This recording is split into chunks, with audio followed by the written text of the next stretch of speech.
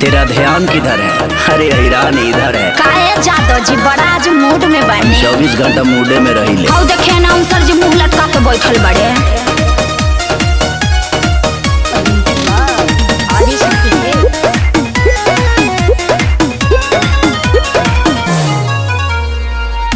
जी 24 घंटा करो तारे पीछा, पांडा जी चुम्मा क्या मांगो तारे भिक्षा।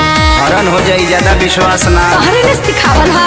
24 घंटा करो तारे पीछा, पांडा जी चुम्मा क्या मांगो तारे भिक्षा। और सुनिए ना हजियल जुलुम कइले बाबू साहेब जान के यार जान के। धोरिया में अंगुरी कइले रहत तारे। गिटार बजावत होई हैं।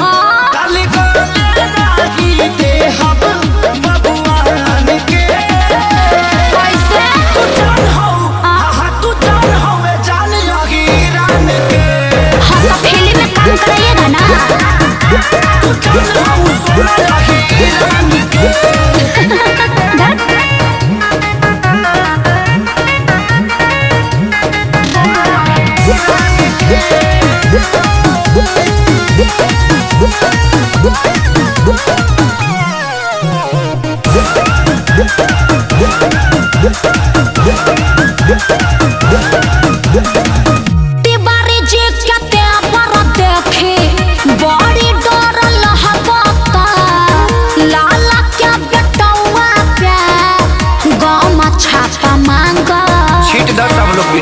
कवनो ऑर्डिनरी मरद तोहर थमले नहीं थे छपरा से बम्बे तकले सोना के दिखाई मोला।